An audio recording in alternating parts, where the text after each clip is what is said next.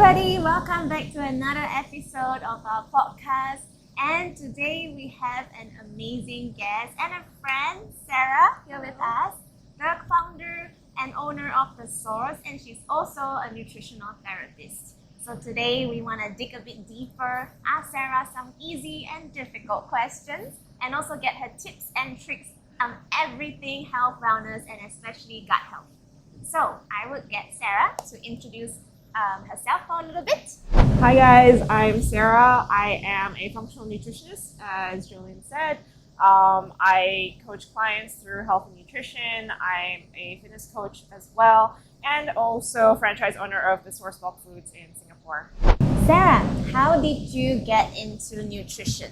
I've always been an athlete growing up. I played sports all throughout school, and I think that kind of led into my journey through health and wellness, particularly being a competitive athlete. The performance side and nutrition side became very important to me. I wanted to fuel my competitive training, so I really got interested in the nutrition side of it and how that could help my performance as well.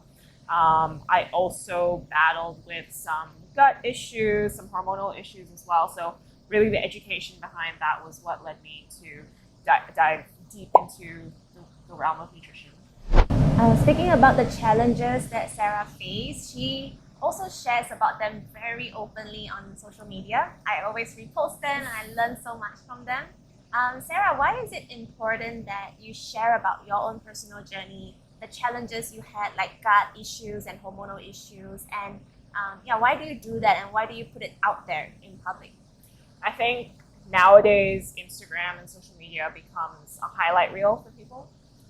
We only see the good things, and being an athlete and a trainer and a business owner, people do follow me and try to see that side, like the good side, the PRs, the things I'm working on, but they don't necessarily see the struggles that I had over the past few years. And I think it's really important to be able to share that with everyone and just make myself relatable to people as well. I think people see these things on social media and they think, wow, she battled through it, like she must be so good. But it's still a daily struggle for me. And I think that if people see that online and if I'm able to share that, people kind of resonate a little bit more.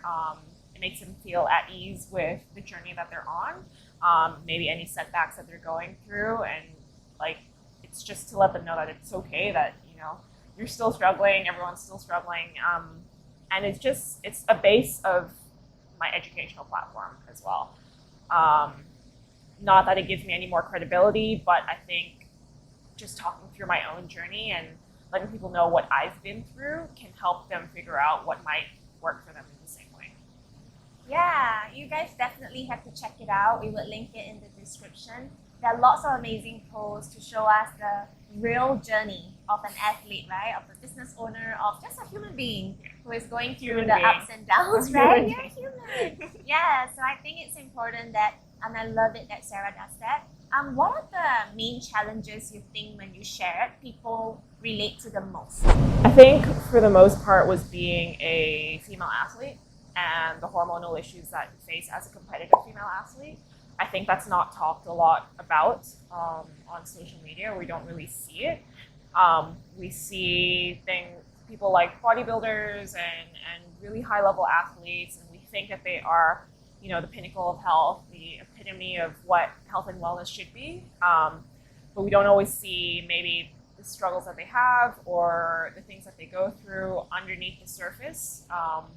So it was really important for me to share that and really highlight the importance of holistic wellness rather than just physical fitness or physical well-being.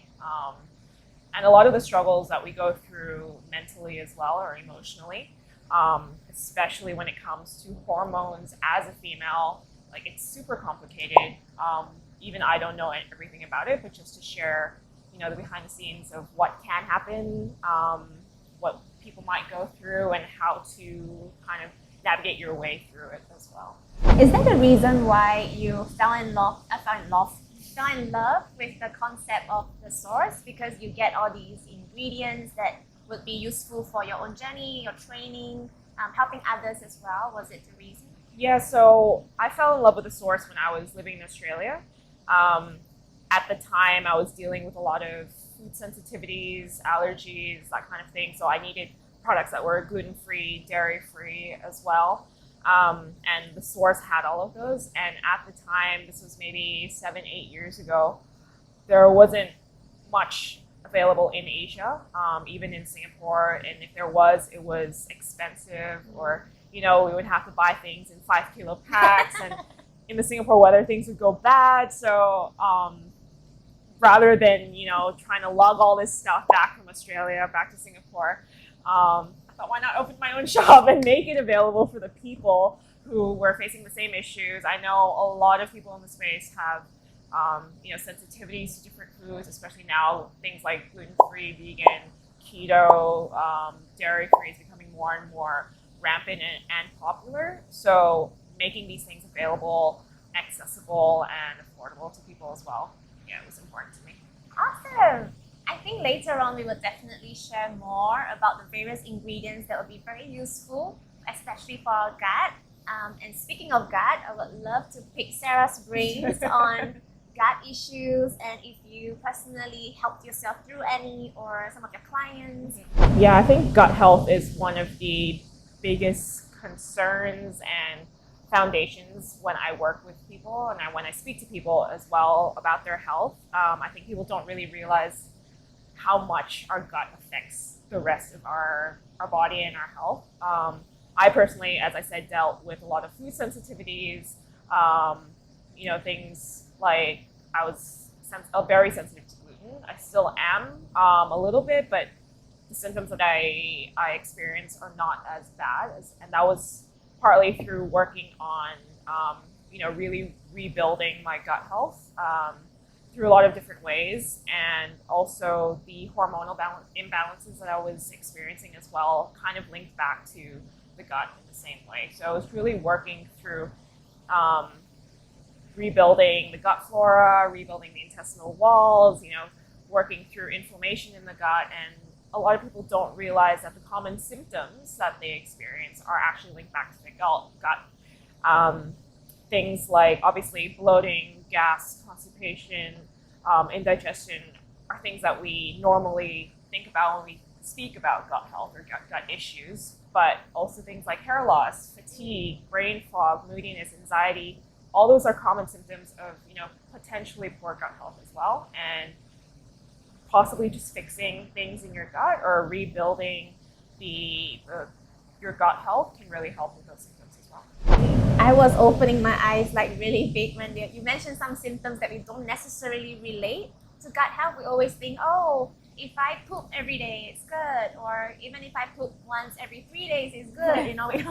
We don't really know. So you talked a bit about gluten sensitivity, and what was your reaction? And also, how do you manage that? Do you still take gluten products or dairy? So I first realized that I was sensitive. This was maybe about 2012. There was a particularly stressful period in my life, and it was a very acute stress. It was a very big event. And right after that, I realized every time I had bread, for example, say I had bread in the morning for breakfast, I would immediately fall asleep for 4 hours. It doesn't matter how long I slept the night before. I may have gotten a full night's sleep, but I would just crash, need a nap. And then I would start to experience things like bloating, indigestion, or this feeling of constant fullness. And nowadays, it's not that bad. Nowadays, I mostly feel it if I overdo it. There's just this fatigue or brain fog the next day.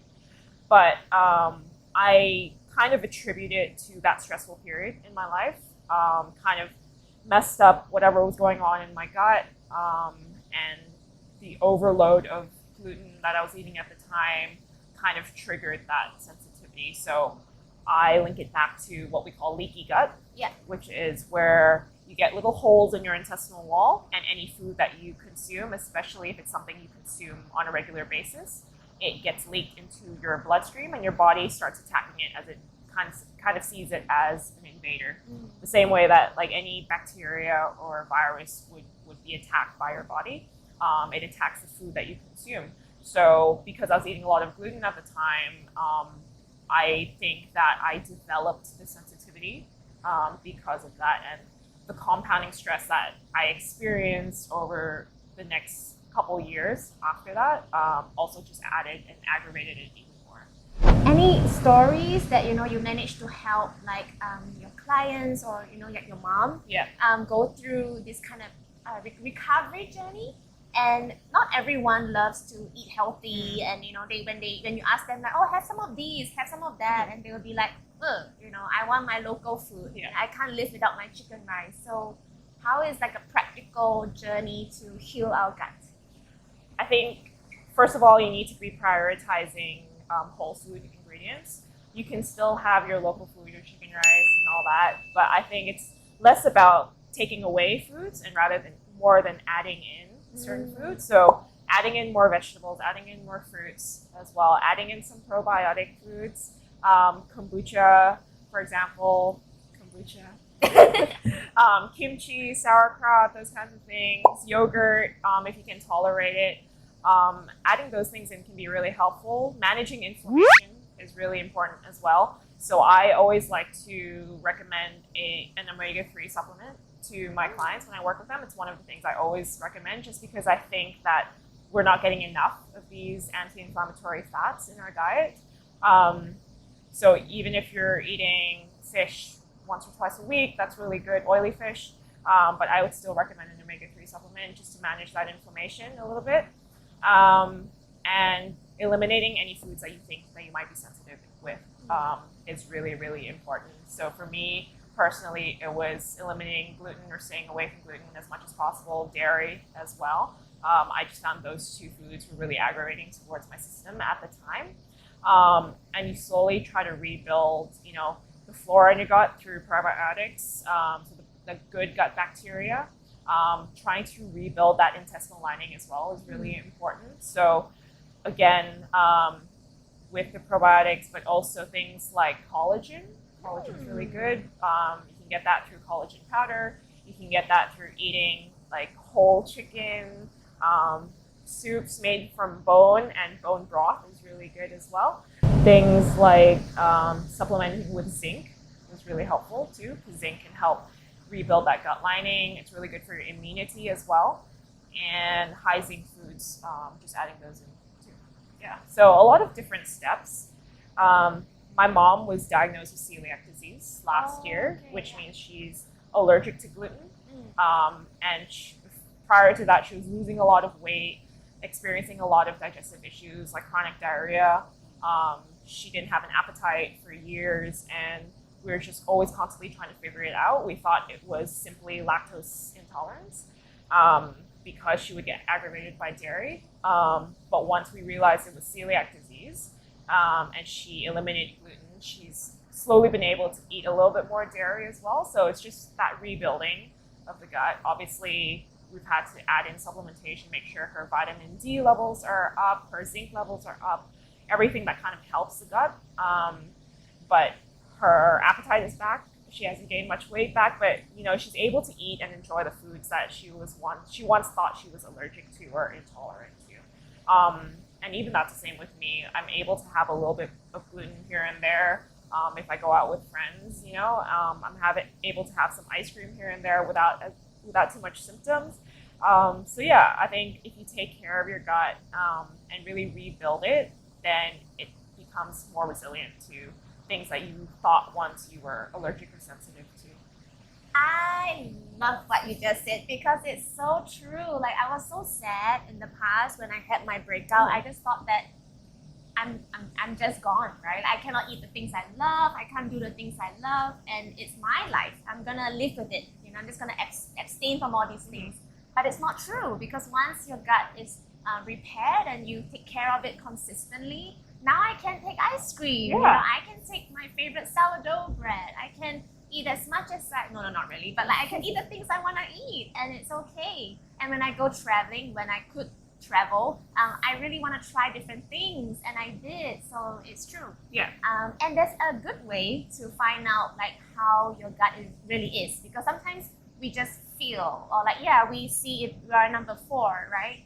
But there's a better way to do it, which is what OSbiome is all about, right? And they test your gut microbiome. And Sarah here had her poop tested, which yay! Only you're excited about it, because I'm sure everyone else would be thinking, like, I don't want to be testing my poop. Like, how do we even do that? Why would you do that? Like, isn't it gross, Sarah?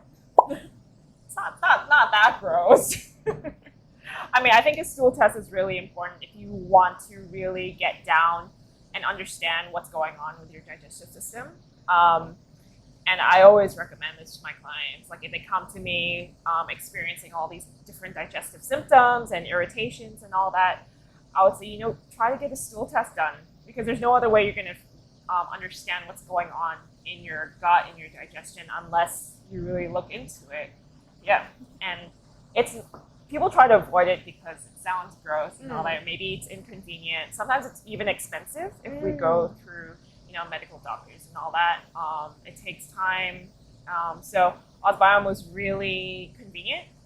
They send it to your home, you poop, send it back, and you get your test results. I mean, it's super easy. Yes, so you don't find the process difficult. It's not gross, right? No. Have you done it before? I've done it before Yeah. in like a doctor's office or in a Okay. lab. Yeah. It's always awkward to be pooping in a lab.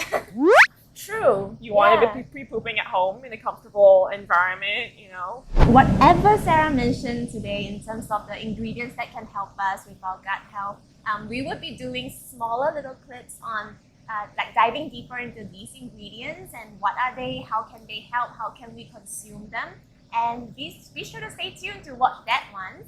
If you have any questions, you want to find out more about Sarah, you want to know what she does in terms of consultation, you want to know more about the Source, feel free to hit her up. She's very friendly. Yes, and she would be more than happy to help you. So thank you so much for listening to us, and I hope you guys had a good episode. And if you want to know more different content, be sure to let us know. We are still, wanting to think of like what else we can provide for you, what value-adding content we can share with you. So do hit us up too.